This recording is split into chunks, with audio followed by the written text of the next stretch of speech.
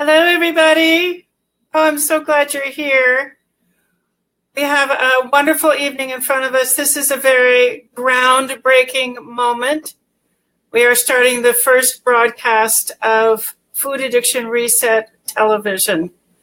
So we are going to be talking tonight on our favorite topic, which is hidden in plain sight.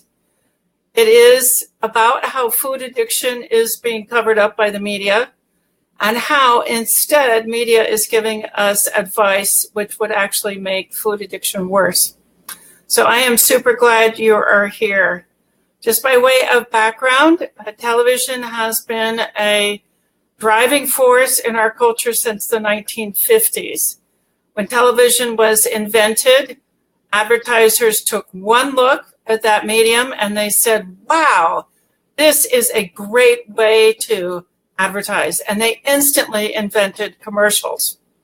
Well, some of you may know that once they invented the commercials, they said to themselves, well, what are we going to put between the commercials? So we've got 12 minutes between each group of commercials. What are we going to put there? And Procter & Gamble actually decided to start filming content, what we would call content today. It was programming in the 1950s. They hired actors, they leased studios, they hired script writers, and they created operas, dramas. And at one time, Procter & Gamble was the biggest employer of actors, the biggest producer of programming on the planet. And that is actually why so many programs are called soap operas today. It's because Procter & Gamble was a manufacturer of soaps. So right from the very first moment, television was used to bring products to watchers, to viewers. And the programming actually became secondary to this primary goal of bringing you products, persuading Americans to buy products. So fast forward 60, 70 years now of television, and now the research is in. Well, we know that television is a persuasive force in a household. We know that you can show a toddler 4 commercials in 1 hour, and that toddler will choose the product in those commercials. Very persuasive. We know that when the tobacco companies got a hold of the food manufacturers in the late 1980s, within 7 years, they had increased the number of Saturday morning cartoons to children by threefold, from about 150 to about 550 for sugary, fatty, salty foods. And now we have an epidemic of obesity, fatty liver disease, heart disease, high blood pressure in children. So the research is very clear that television is persuasive. Television is very persuasive. We see other really startling research showing that the more television a person watches, the more they weigh. So the higher their BMI. So television is broadly implicated in encouraging overeating. So what we know in Food Addiction Reset is that we fight back. We use the same tools that got us food addiction, and now with Food Addiction Reset Television, we are going to be fighting back. We will be here every Wednesday night at this hour. We will have new programming every week. I will be here most often unless I am traveling.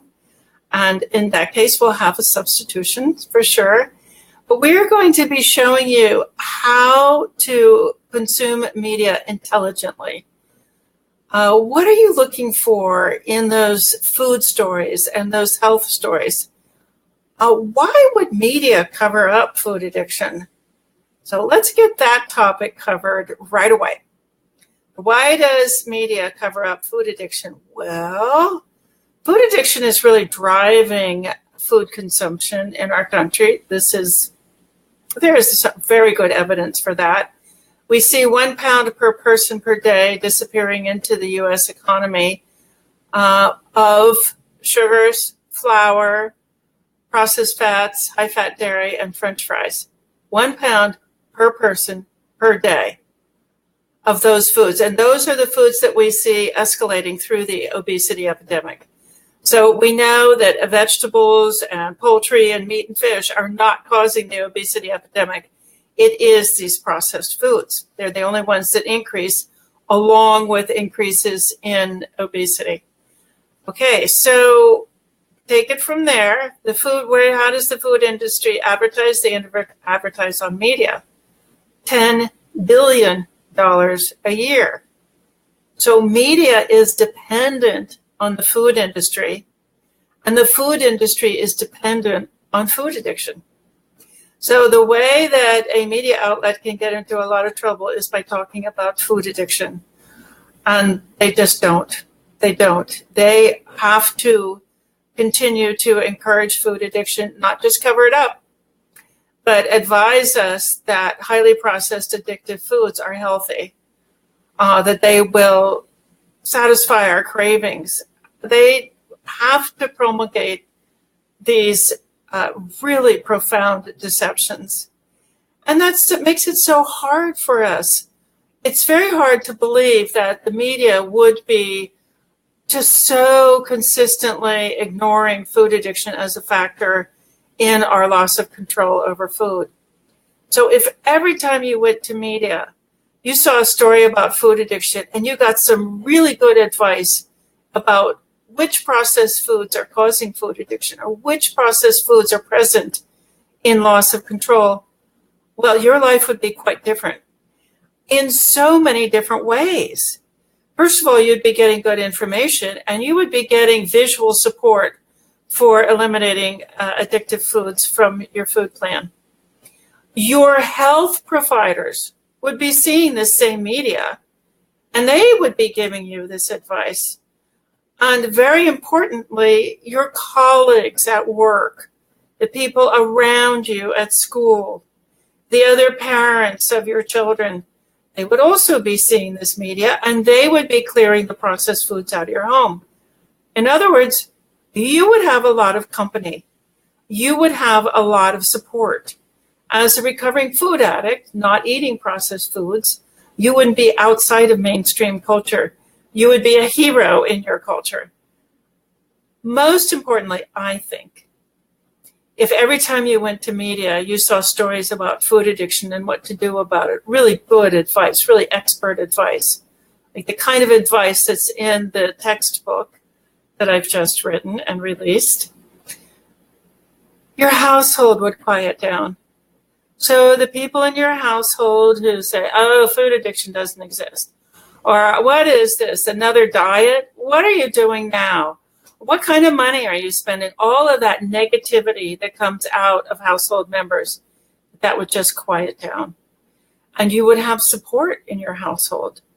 Gradually and maybe quietly, people would just stop bringing processed foods into your home. They would stop buying them. And I think the U.S. domestic economy would collapse. My undergraduate degree is in economics and political science, and I have a master's in business. I have been fascinated by economic issues for a long time. And I did once look, and I estimated that at least 15% of the U.S. domestic economy directly grew out of overconsumption of processed foods. You see this increase in the food industry, you see a corresponding increase in the health industry. And you think, well, that's pretty clear. That happened during the rise of obesity, and that's probably a direct result. And then you might see a lot of indirect changes in the U.S. economy. So in a way, media is propping up the U.S. domestic economy by supporting food addiction, by covering it up, and by giving you advice that can only continue the addiction.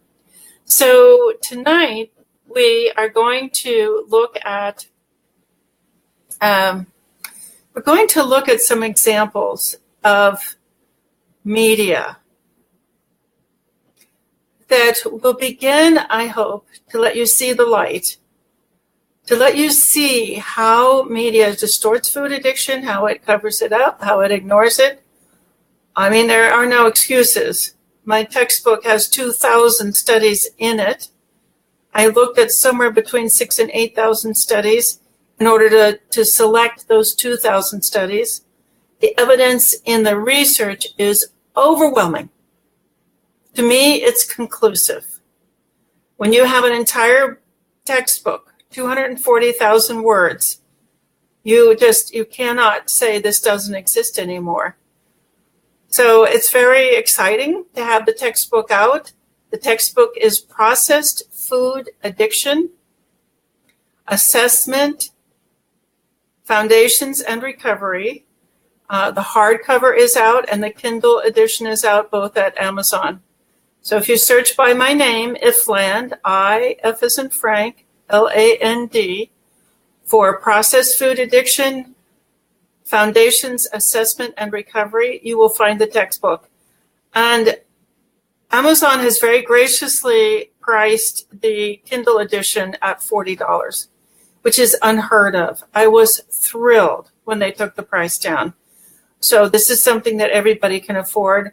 I do have a couple of friends reading it now, and they're just like, wow, this is a page turner. It's very easy to read. It's not written with big words, and it's very accessible. I wrote it in plain language deliberately so that you could read it. And you can see for yourself. I don't know if you guys remember, but many, many, many years ago, hundreds of years ago, people were not allowed to read the Bible themselves. They had to go to somebody else to interpret the Bible for them. Now, this is not the Bible. My textbook is not the Bible, but it's the same idea. You don't have to go to media to understand what has happened to you. You have a book now where you can see, my goodness, look at all of this research.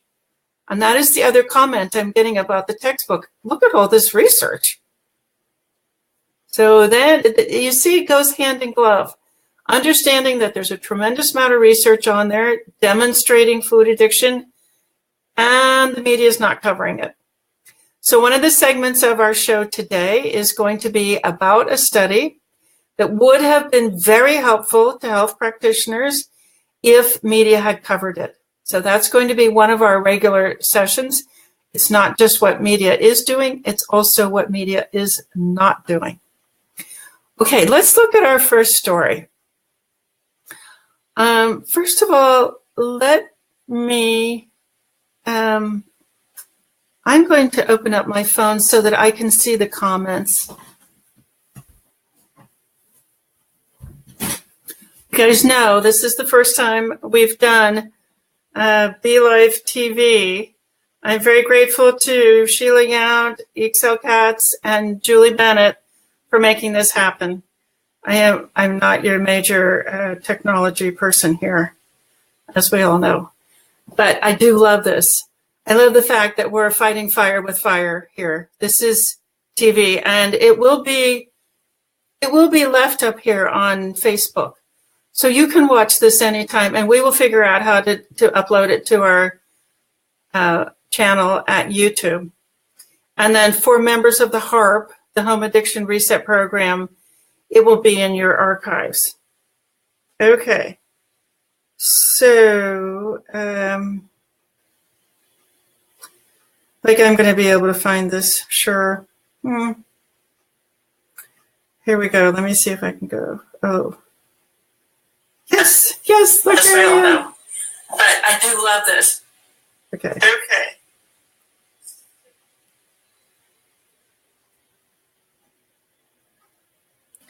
Okay, that's not it. I'm really, really sorry for this technical bit here. I am going to figure out how to do this. So, because I want to see your comments. I want to see your, okay, good, here we go. Yay, all right, comments. Marcia Johansson, hi everybody. Sheila Yount, Nina, good to see you. Sheila Yount, Janice, welcome. Marcia, hey Sheila, how are you? Janice, hi everybody, sorry I'm a little late. Sheila has posted the link to the textbook. Thank you, Sheila. Eileen says it's time for me to get the book. Everybody is here. Okay, good. Yay. All right. Now, let's look at our first article. Our first article was published in the LA Times, a major newspaper in the United States. And it was written by a prominent author named Gary Taub. Gary Taub's, it was a former New York Times reporter, and he got interested in diets. He's not a formally trained academic.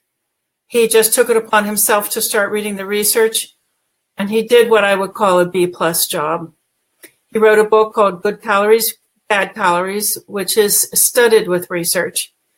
And he came to the conclusion that all carbohydrates are bad, which is ridiculous. It's absolutely ridiculous. He did totally get the bit about processed foods, for which we have to be grateful. It was a best-selling book. He's a very popular speaker. He's a nice guy. He's very likable. But he totally missed it about carbohydrates. He completely ignored all of the research about food addiction. Why? Well, because he has a big-name publisher, and he doesn't want the food industry to come after him. So a lot of these big authors, like David Kessler, who's a former head of the FDA, the Food and Drug Administration, he wrote a book entirely about food addiction without mentioning it. His book was The End of Overeating. So these guys are scared of the food industry. There are some who are not. David Ludwig, who wrote Fat Chance, he calls it what it is, which is food addiction. But Gary Taub is not there. So if you read Gary Taub's book, Good Calories, Bad Calories, you would come to the conclusion that all carbohydrates are bad. And why would that hurt a food addict? It's because that would give a food addict low blood sugar, which would make us hungry and make our cravings worse. So even though I admire Gary Taub's on many, many planes, I cannot recommend his work. So what was he writing about in the New York Times? Well, he was responding to a report in U.S. News and World Report, another major media outlet. So in a cover article, U.S. News hired experts to rank all of the diets out there and decide which one was best. And what they chose was the Mediterranean diet, which is a terrible diet. The research is in. The best diet out there for which there is research is really the paleo. It's very close to what we do. Paleo people could not process foods, and so that is a food plan which does not have processed foods in it. Now, people have taken the paleo concept and they've created cookbooks, which are just one image after another of a home food processor processing foods. Well, paleo people did not have food processors. So that's it, and it's another deception, but we'll get into books. So Gary Taubes rightfully and accurately just took on U.S. News and World Report and said, you guys, stop it. Stop it. This is not the best diet. It's got dairy in it, for heaven's sakes. And it's got bread in it, for heaven's sakes. It is not the best diet. And he does mention the paleo diet, which of course does not have bread in it. It doesn't have any processed foods.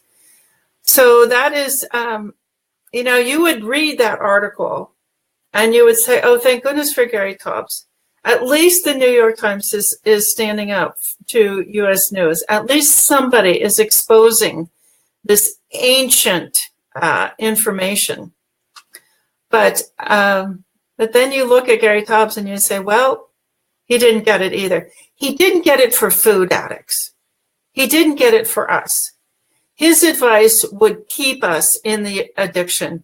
It would keep us malnourished. It would keep us from being able to realize a reduction or elimination of cravings and that incredible sense of well-being.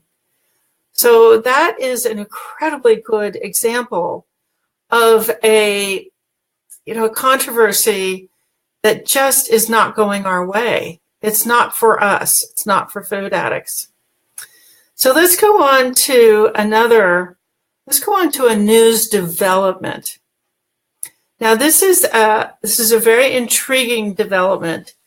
What we see in the news is that Amazon is partnering with JP Morgan and Berkshire Hathaway. Berkshire Hathaway is a very, very, very successful investment company.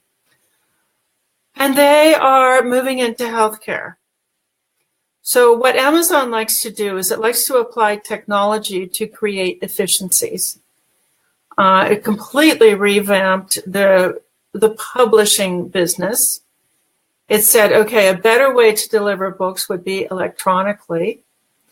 And they began to work with the publishing companies to make that happen. And now you can get a book in just a matter of seconds. And then they took over merchandising, and they created their online store, and they're now delivering products within a day or two. So they're very interested in efficiencies. What they want to do, when I saw that notice that they were moving into healthcare, I said to myself, wow, maybe Amazon could see through all of this. And then I read the article. Of course, the article says, we just want to get pharmaceuticals to people more quickly at a lower cost. We want to cut out the middlemen. We want to get services to people more quickly at a lower cost. And so some people are speculating that they're going to put health service centers in their Whole Food stores. That is the irony of this whole move. Because what you see is that Amazon owns Whole Foods. Amazon owns a grocery store chain, which sells products that make people sick. So we know that it's processed foods that make people sick. And when you go into a Whole Foods market, I have to say for myself, they are the best at deception. So they can make the worst product look healthy. They can change the packaging. They can put fancy messages on the package. They can give it a name. They can put really attractive pictures on the product. And they can make the worst product look healthy. I remember once going to a conference on food issues. And I met a litigator there who worked for the Center for Science in the Public Interest. Now, the Center for Science in the Public Interest is an amazing organization. They will actually take on the worst offenses of the food industry. They will take them to court. I remember they took Kraft to court for advertising cheese as a weight loss product, and they won. Kraft had to take that advertising campaign down. So I was there. I asked this litigator, I said, so who's the most vulnerable in the food industry to litigation? He did not skip a beat. He said, it's Whole Foods Market. He said, they are the best at deception. You go in there, you think you're in a healthy place, you think you can buy things in there, that they look healthy, and it's the same product that you would find at any grocery store. It's the same highly processed, sugary, salty, fatty product that you would find in a package anywhere. It's just got different labeling, and it's being presented as healthy. So that stuck with me for many years. I really depended on Whole Foods when I was traveling because I knew I could go into their salad bar and I could always get food that would not make me sick. So I definitely had a love-hate relationship with Whole Foods. I do go there. There are products they have there that I can't get anywhere else. And as I said, when I'm traveling, that is a safe haven, very dependable. I could always find something good there. And here they are, you know, the most deceptive at the same time. So so you begin to see the irony. You begin to see the conflict of interest. You see, Amazon now owns Whole Foods. So Amazon is deceptive.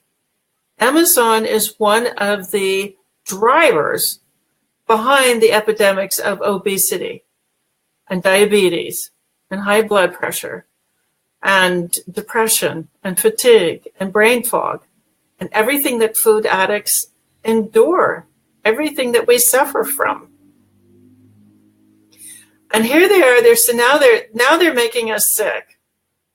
And because they're so good at this deception, and food addicts are vulnerable to deception. We want to be deceived. We want to go into Whole Foods and buy products and read the label and think, maybe I could have this. Maybe I could have this one thing. And I can remember from very early on in recovery, standing in a Whole Foods market and looking at a product with my sponsor of that time. And I was arguing that I ought to be able to have this product. And she looked at the list of ingredients with me. She listened to me and she said, no, I don't know why, but I know that this product is not for you. It's not for us. So she was right. She was right. I bought the product anyway, being stubborn, and I gave it to my children for a holiday. And that afternoon, they appeared in the door of my office with their hands around each other's throats. It had driven them crazy. It had driven them crazy. So of course I never bought it again. It was so deceptively positioned.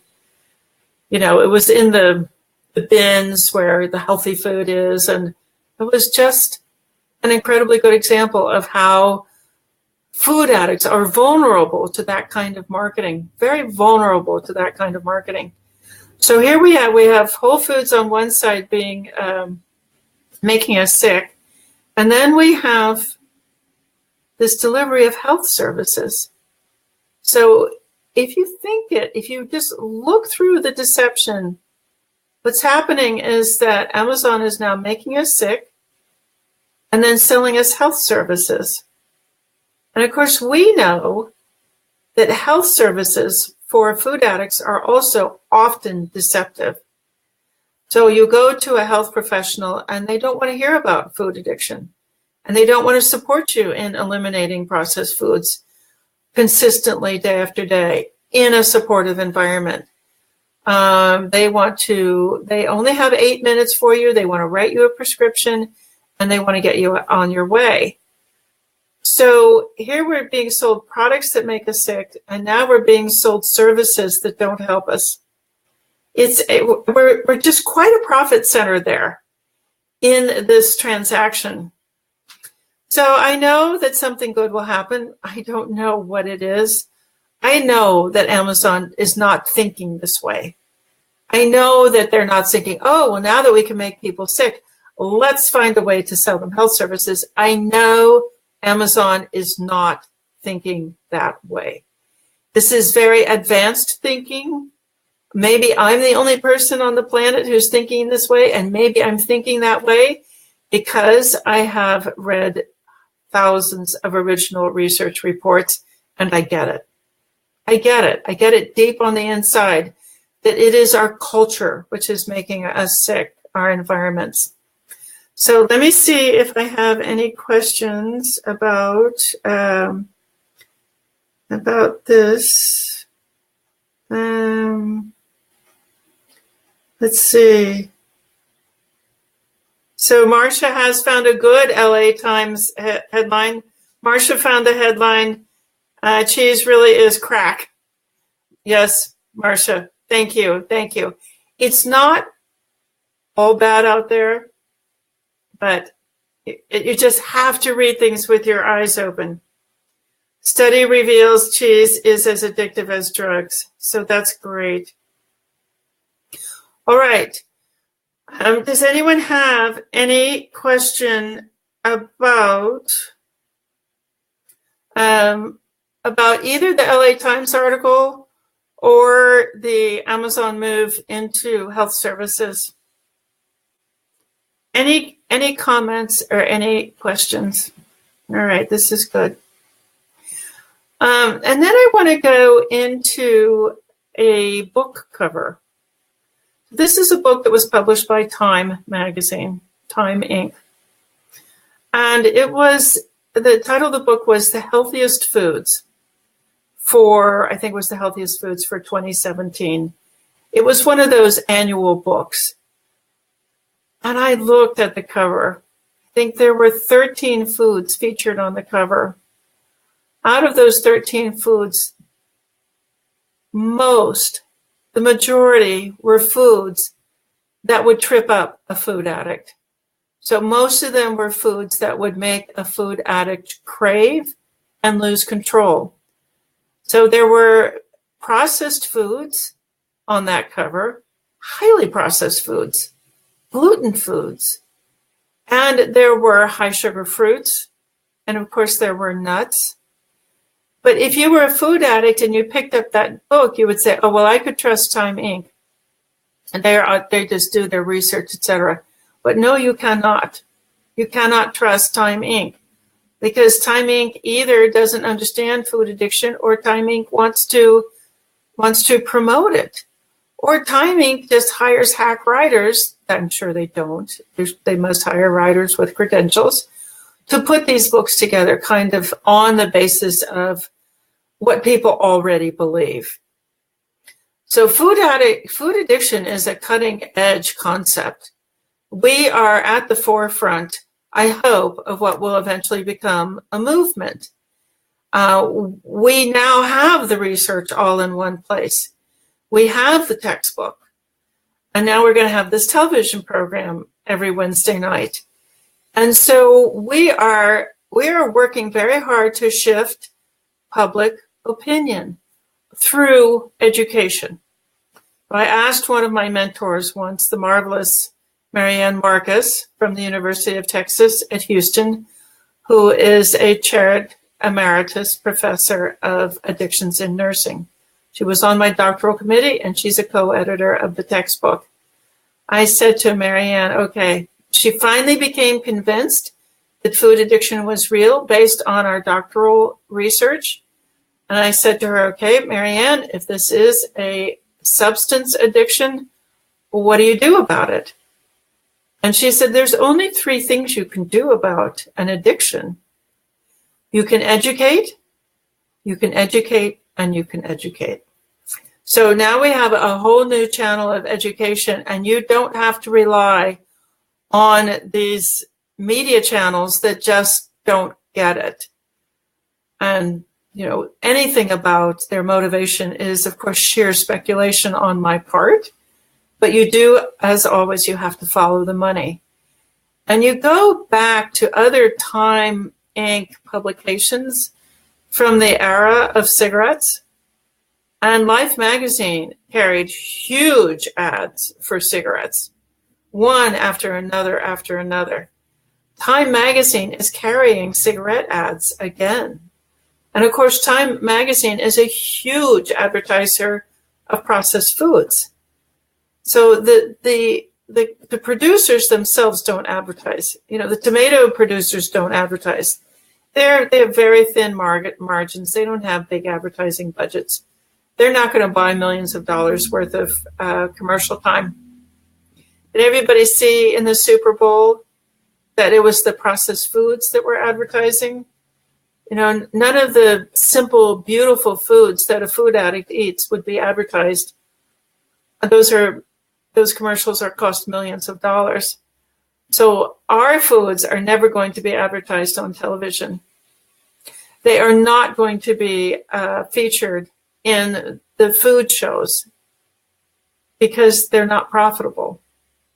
An active food addict, somebody who's in the disease, wow, what a terrific profit center. You're buying the processed foods, you have loss of control over them, you're buying a lot of them, and then you're buying health services to try to counteract the problems. That's great business, but it's a terrible life for us. Okay, let me look again and see any questions. Marcia makes a very good point. She says the diet industry puts all of this contradictory information out there to keep us on a perpetual search for the answer to our food issues. And Eileen Weber makes an incredibly good point. There are no coupons for what we buy. The coupons are there to get people to try products and to get them addicted. So you get a really deep discount so that you will try the product, and then you will now be cued into an addictive response to that product. So you're right. There are no coupons for non-addictive products. We have to fight for those ourselves. And of course, you don't need coupons for non-addictive clean foods because they're already so inexpensive. Remember, a bag of beans from which you can make, I don't know, 4 or 5 or 6 servings. What is it? It's $1.25 for a pound of beans. So our food is already cheap. I mean, we don't need coupons because we have already found a way to eat very, very inexpensively. Okay, so let's go on to a piece of research which was published in a prestigious journal. One of 2,000 research reports that are included in the textbook. And in this research report, the researcher found that people who have food addiction, and there is a measure for food addiction out there, people who have food addiction are much more likely to have emotional and social distress. This is true for any addiction. So these substances are so hard on our brains. They erode our self-confidence. They increase stress. They make us very tired and disoriented and discouraged. So all addictive substances do that to all addicts. And it's very distressful, of course. We experience that as depression, irritability, anxiety, shame, chemically induced. And then that really interferes with our desire or our ability to have a social life. When you're in that place of shame and self-blame and low self-esteem, kind of the last thing that's really appealing is to go out and mingle with people, especially since people are critical. I mean, they're judgmental. They're eating these processed foods too. So they're irritable. They're subjected to media. And often it's just not really pleasant to be around somebody who wants to tell you all about the latest thing that they're doing and how well it's working. And, they don't want to tell you that it's the 84th thing that they've tried and that this is probably not going to work either. And yet we have an answer. We are now living lives of ease. And we're living lives where we can depend on being able to control our food. We have expert guidance. A number of people watching right now are members of the Home Addiction Reset Program and the Daily Addiction Reset Community. And they have learned about these at processedfoodaddiction.com. So they're protected and they get the research.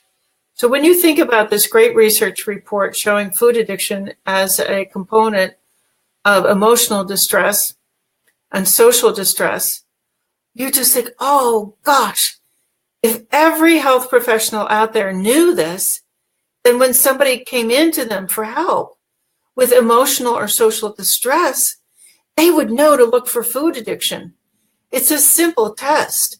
You can ask 11 questions. The American Psychiatric Association publishes addiction criteria. You can diagnose it. And there's a whole section in the middle of the textbook called assessment. And we go through each one of those 11 criteria and we describe in detail how it shows up in a food addict. So a health professional can read the middle part of the textbook and they can say, wow, now I can recognize food addiction in people who come to me. And then they can read the third section of the book, which is about how to recover, and they can say, and now I know what to tell them to do. I know to give them a list of clean foods, and I know to give them a list of foods to avoid.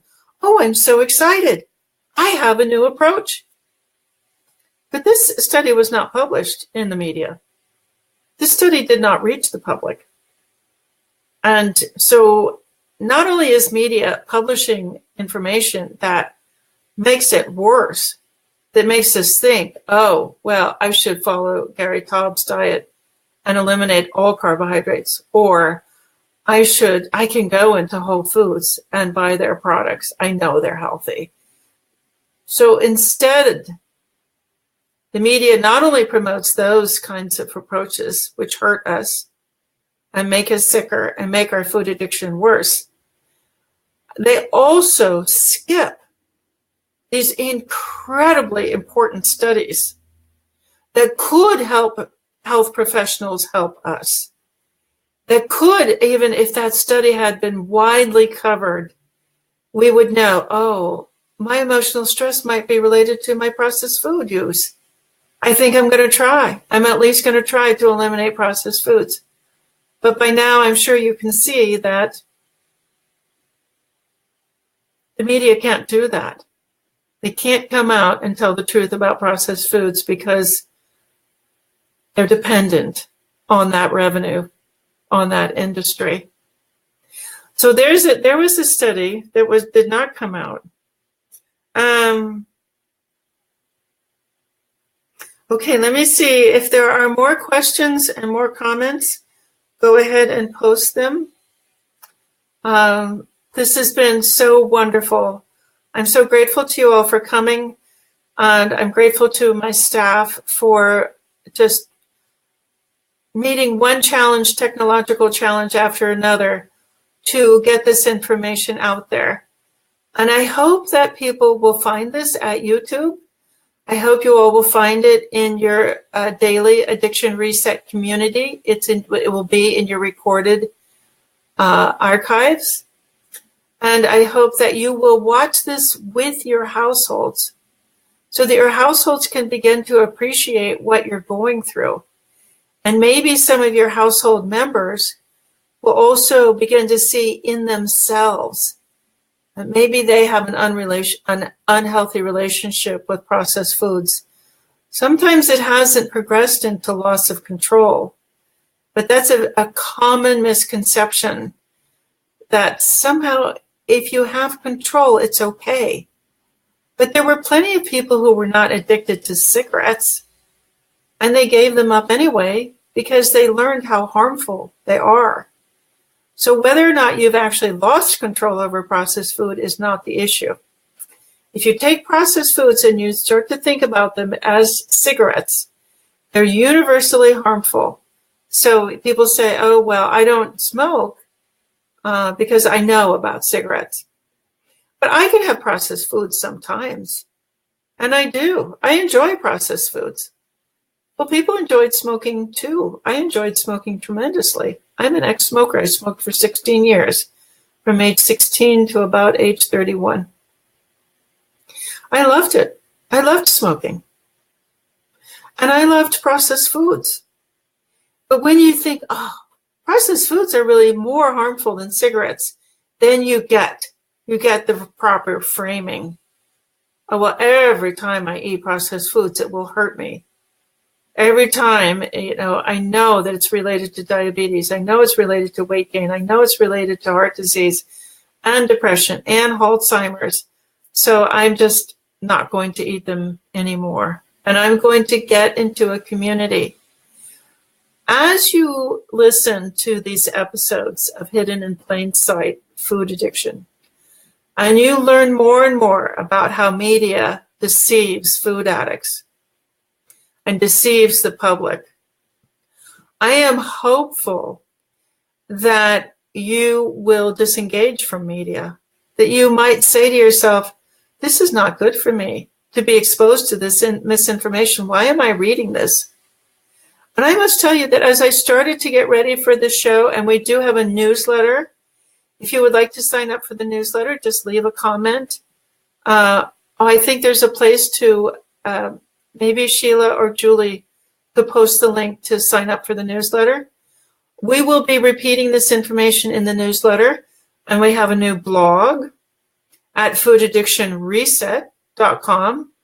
So you can actually look at the blog the day before the broadcast and get your questions ready. But my greatest hope is that you will create an environment for yourself and your family where media is not a part of your day-to-day life.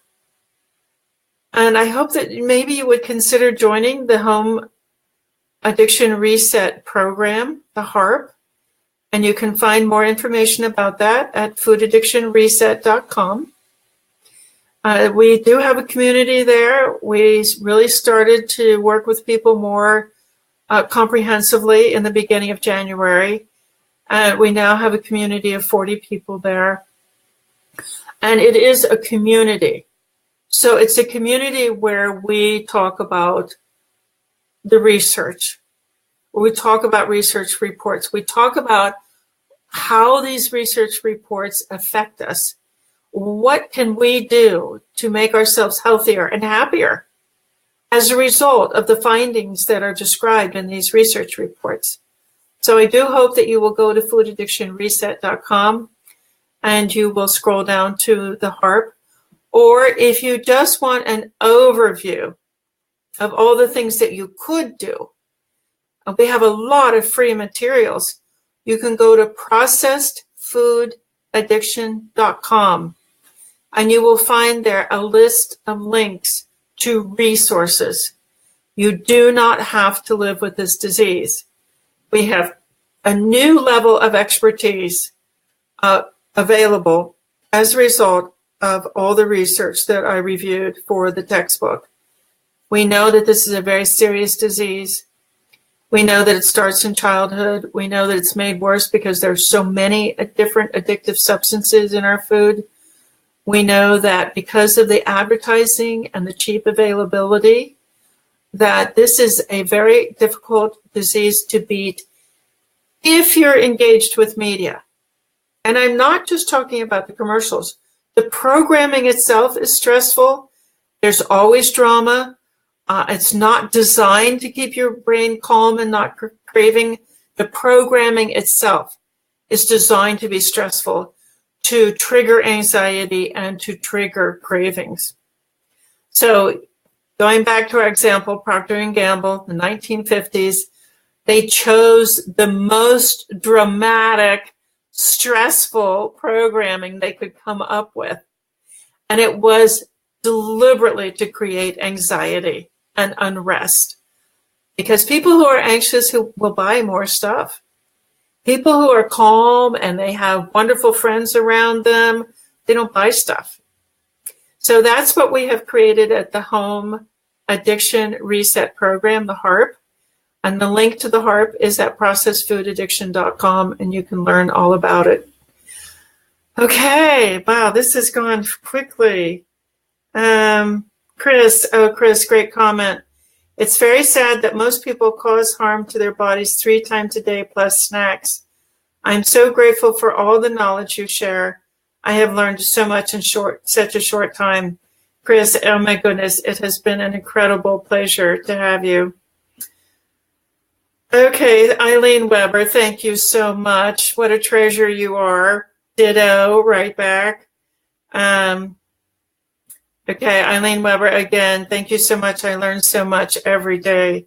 It is such a pleasure to be with members of the HARP and the ARC, the Addiction Reset community. You guys are terrific. Very, very kind people in the HARP and the ARC, very patient. I think that's another thing that we really got out of reading the research for the textbook, which is that lapsing is normal. And we should accept it as normal and just get right back on our feet. So that's something else. It's another very cutting edge approach. The calmer somebody is, the more acceptance they experience, the more comfort from other people they experience, the more likely they are to recover for the long term. So we definitely have just an incredible community there.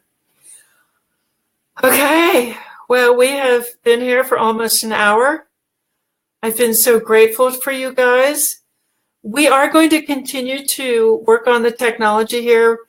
We'll find out how to insert videos and other materials, and this will just keep getting better and better and better. So I am going to sign off here. I care about you guys so much. You know, Michael Prager, blessed Michael Prager, once asked me, he said, what do you want on your tombstone or your eulogy or something? And I said, I would like to be listed as a lover of food addicts. I do love you guys. I care about you so much. I want everybody to get this information. So please share this video, share it, and share it, and share it again. Please tell your friends that there's now 1 hour of food addiction friendly television a week, and let's start really fighting back. All right. Good night, everybody. Have a good night. Have a good day. Bye-bye.